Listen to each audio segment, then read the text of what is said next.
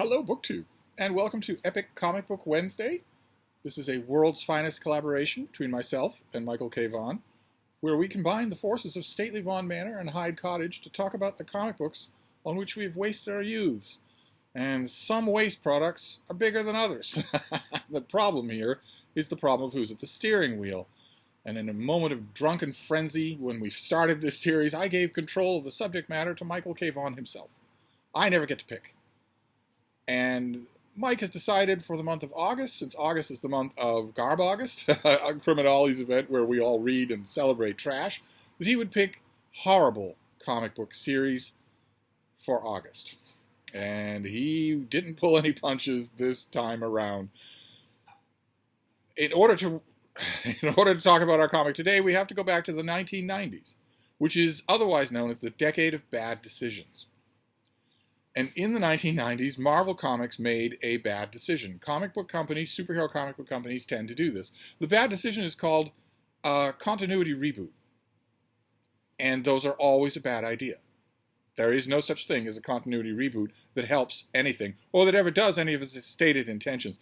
It comes from people in the comic book industry who ought to know better, deciding over Michelob's one day that, the backstories here are way too complicated. We need to simplify them.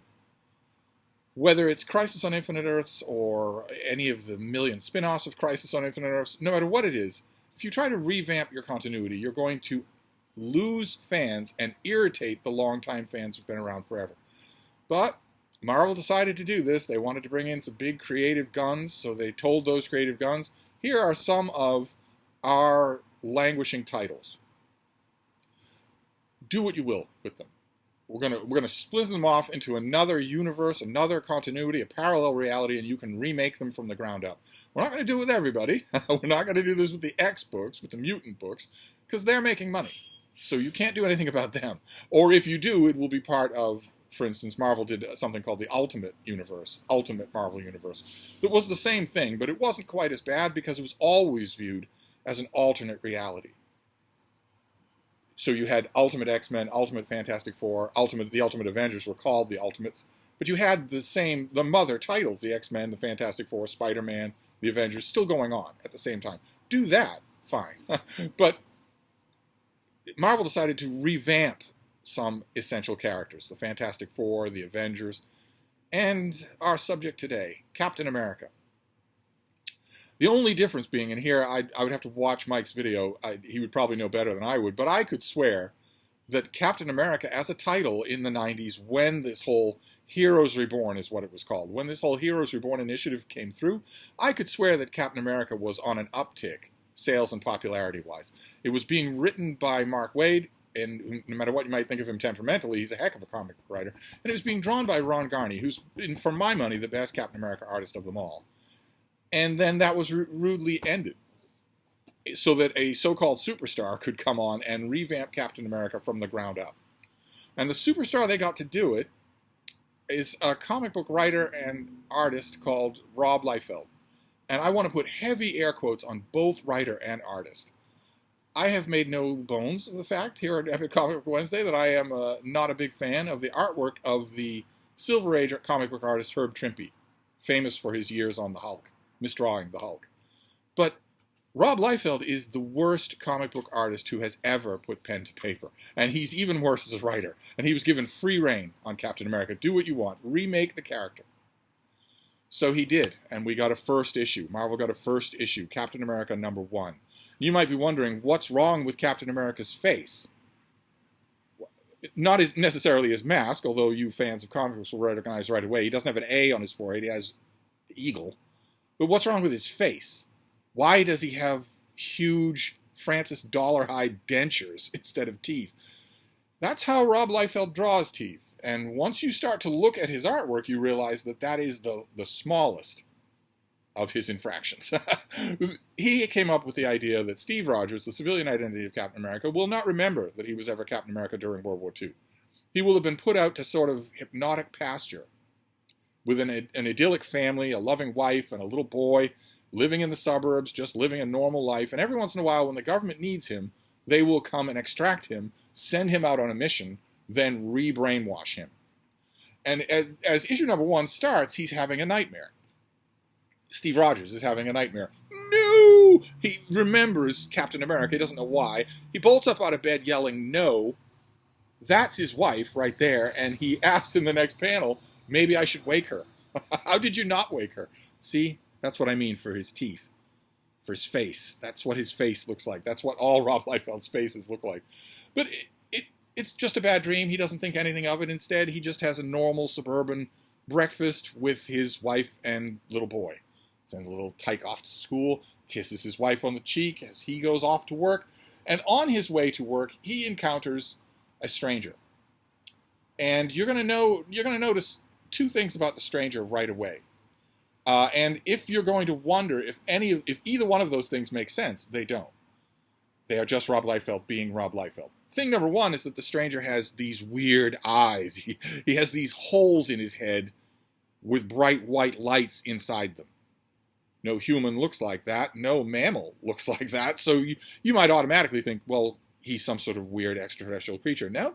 You'll go through this whole series wondering that. You'll read page through dozens of pages of Rob Liefeld's art. You're going to be thinking, okay, but why does that look that way? There is no answer to that. I have no explanation for why this guy was popular, except that it was the 90s. And nothing really made sense in the 90s. So Steve Rogers meets this guy with the weird eyes. You might have noticed another detail from this picture. I don't know how to explain it. I will leave it to you Freudians out there. But yes, that is how Rob Liefeld draws a character's crotch. It is a bursting star. Lines radiating in all directions, rather enthusiastically. I have no idea what the subtext is. The first thing you notice, though, about this stranger that accosts Steve Rogers on the street is that he has these weird eyes, these holes in his head where his eyes should be. The next thing you're going to notice is that he's 3 feet tall. And he tells Steve Rogers, I've got this shield. It used to be yours. You're actually Captain America, and you fought during World War II right alongside me. And when I read this in the 1990s, my very first thought was the same as it was when I reread this for Epic Comic Book Wednesday. You didn't get to be in the army in World War II if you were 3 feet tall. No one even mentions it. No character comments on the fact that this character is 3 feet tall, and we don't know why. I'm sure that in Liefeld's mind, he probably had an idea. And just in case you're wondering, there is the 3 foot tall guy. This young woman is Steve Rogers. Because Rob Liefeld cannot draw. It's not a matter of style. He can't draw at all. He makes Herb Trimpe look talented. He no sooner hands the shield to Steve Rogers than they get blasted, and suddenly Steve Rogers' shirt is torn, and he's wearing the shield. How he put it all under the rubble, I have no idea. Why he would do that, I have no idea. But suddenly he's Captain America again, and your eyes are not deceiving you. What on earth is going on his head? Never mind his face. Why is he wearing some sort of a Planet of the Apes plastic wig? Why is there a bright line across the top of his forehead? I have no idea. There is no explanation. This is Rob Liefeld artwork. And he confronts these agents, and you might be thinking, oh, that looks familiar. Yes, it does. He also has a starburst right there in his crotch. And although he's been hypnotized, he easily remembers how to fight these guys. But the first thing that Rob Liefeld's Captain America does, the very first thing he does before he's even put on his costume, is gut someone. Use the edge of his shield to gut someone. Because I guess this is really cool and rad. He fights these guys, he doesn't really know who he is, and he is introduced to who he is by S.H.I.E.L.D., by Nick Fury and the Agents of S.H.I.E.L.D. There's Dum Dum Dugan, there's Nick Fury, and there's Agent Carter.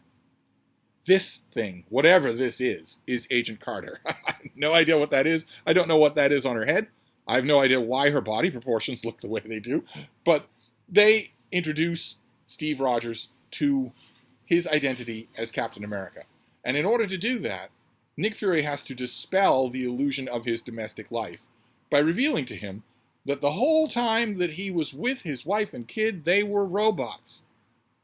That is metal that you're seeing there. They were androids. The whole time that he was living with them. And he never noticed. He didn't notice that his wife doesn't have a pulse. He didn't notice that his kid never goes to the bathroom. He didn't notice any of that. He was living with these two androids and didn't even notice. So we're not going to get a very bright Captain America, but we do get introduced to the weird guy that he accosts him on the street. He has a son, Sam Wilson, the Falcon from the movies. You'll know Sam Wilson from the movies. Here he is wearing a flight suit, but his flight suit shows his abs and veins. Because this is Rob Liefeld. This is Rob Liefeld introducing us to all of these characters, including a flashback to Captain America's origin, where we learn, tragically, that the weird, fake, false teeth, ferret mouth also afflicts Harry Truman. Harry Truman also has the Rob Liefeld mouth. And this is what Rob Liefeld considers anatomy. I know some of you can't get your mind out of the gutter, so you are realizing that even in a uniform, Captain America has the starburst at his crotch. But kindly look at this picture. His legs are 3 times too long. It's a very simple thing. It's just that Rob Liefeld doesn't know even basic anatomy. He has no idea how to draw anything. It's not just this. It's not just humans, although boy, oh boy, is it humans out there out here. But Captain America is back in business. And at one point, he and the Sam Wilson, who has not yet taken on his identity as the Falcon, he's just helping Captain America because his father knew Captain America. They're fighting Nazi minions, of course. And at one point, the Falcon is badly injured. And Steve Rogers decides to try something he's never tried before, obviously, since he's lost his memory of being Captain America. He tells the Falcon, or Sam Wilson, that the super soldier serum that runs through his veins and makes him Captain America might help to heal Sam Wilson's injuries.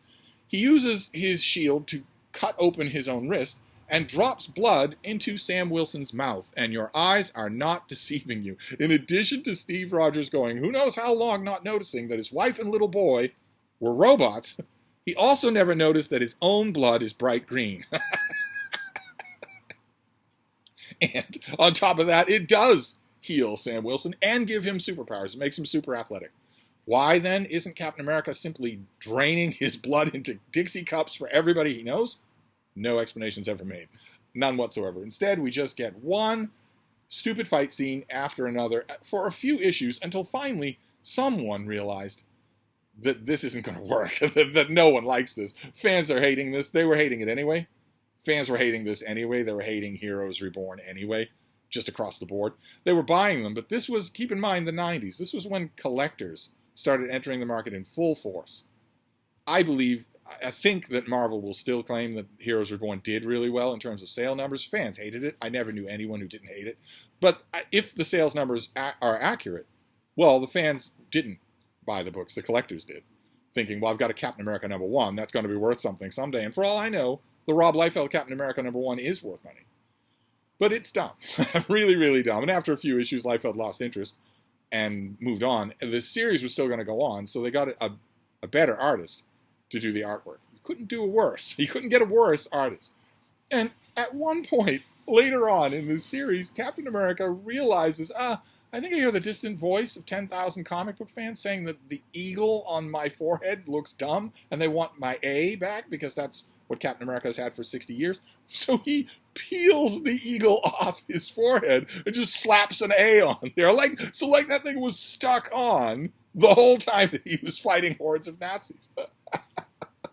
It doesn't make any sense, but nothing in this whole run does. And eventually, of course,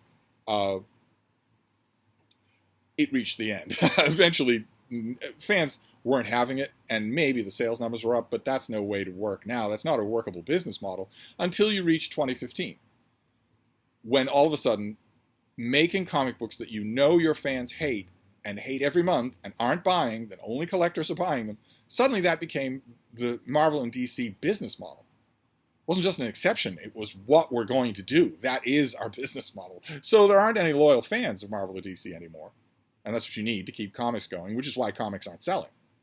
Captain America right now, the ongoing Captain America comic book right now, sells maybe 1,000 issues a month. In the whole country? In the whole country. Where in the 1980s, just one decade before these issues, if you sold less than 40,000 issues a month, you got canceled for low sales. Now, no. Now it's commonplace, but here it wasn't. And Marvel eventually heard reason and pulled the plug on Heroes Reborn and sent all of these heroes back to the normal reality that they'd come from. And relaunched a lot of these things. And a lot of good came from that. The Avengers relaunched with George Perez artwork, one of the greatest runs in Avengers history. It went on for a long time.